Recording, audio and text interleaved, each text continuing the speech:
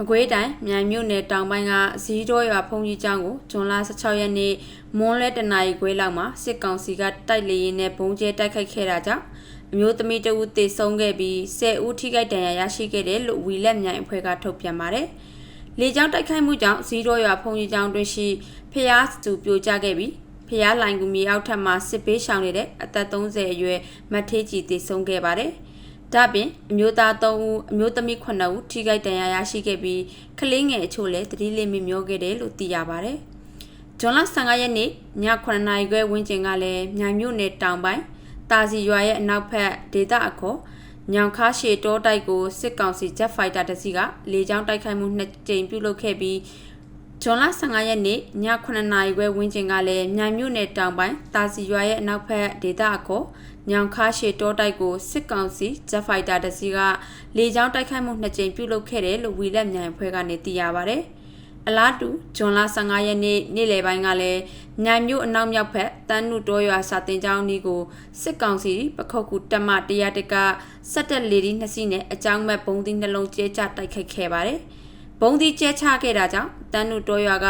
ဒေသခံ6ဦးဒဏ်ရာရရှိခဲ့ပြီးခိုင်းနှော2ကောင်လည်းသေဆုံးခဲ့တယ်လို့လူနေနှလုံးနဲ့စပတ်ကြီးတစ်လုံးထိခိုက်ပျက်စီးခဲ့တယ်လို့သိရပါတယ်။မြန်မာနိုင်ငံမှာမတ်လ28ရက်နေ့ကလှုပ်ခတ်ခဲ့တဲ့ငလျင်ကြောင့်ထိခိုက်ပျက်စီးခဲ့တဲ့ရှေးဟောင်းအဆောက်အုံတွေပြန်လည်ပြင်ဆင်ရေးအတွက်စစ်ကောင်စီရှေးဟောင်းသုတေသနဌာနကတရုတ်နိုင်ငံထံအကူအညီတောင်းလိုက်ပါတယ်။စစ်ကောင်စီရှေးဟောင်းသုတေသနဌာနအဖွဲ့ဟာဇွန်လ16ရက်နေ့မှာတရုတ်နိုင်ငံရှေးဟောင်းသုတေသနစီမံခန့်ခွဲရေးအဖွဲ့နဲ့မန္တလေးမှာတွေ့ဆုံခဲ့ပါတယ်။တွေ့ဆုံပွဲမှာငလျင်တန်းကြောင့်ထိခိုက်ပျက်စီးခဲ့တဲ့မန္တလေးတိုင်းနဲ့စကိုင်းတိုင်းတွင်ကရွှေဟောင်းအဆောက်အုံတွေပြင်ဆင်ရေးကိုကူညီပေးဖို့တောင်းဆိုခဲ့တာပါ။တောင်တမန်ကြောက်တော်ကြီးမက်ခေယာရွှေစီကုန်းမေနူးအုတ်ကြားမန္တလေးနန်းမြို့ယူမန္တလေးနန်းမြို့ယူပက်လက်ဧရိယာရှိမြို့ဝင်ပေါတရဲခိုတရဲပြေပြအိုးပြသက်မီတာအင်္ဂါအပြည့်စုံပါတဲ့တနေရာကိုပြုပြင်ပေးဖို့ရှေးဟောင်းသုတေသနဌာနကတောင်းဆိုခဲ့ပါတယ်။တရုတ်နိုင်ငံပညာရှင်အဖွဲ့ကမြို့ရိုးမှာပျက်စီးခဲ့တဲ့စိတ်ပိုင်းအလုံးကိုအာစီကွန်ကရစ်ဖြင့်ငလျင်တန်းခိုင်နိုင်အောင်တိစောက်ခြင်းကိုမပြုလုပ်သင့်ကြောင်း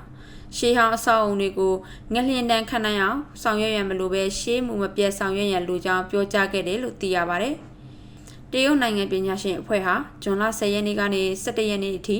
မန္တလေးဒေသအင်းဝမက်ခေယာစကိုင်းအစရှိတဲ့ရှေးဟောင်းအဆောက်အုံ28နေရာကိုတွားရောက်လေ့လာခဲ့တယ်လို့သိရပါတယ်။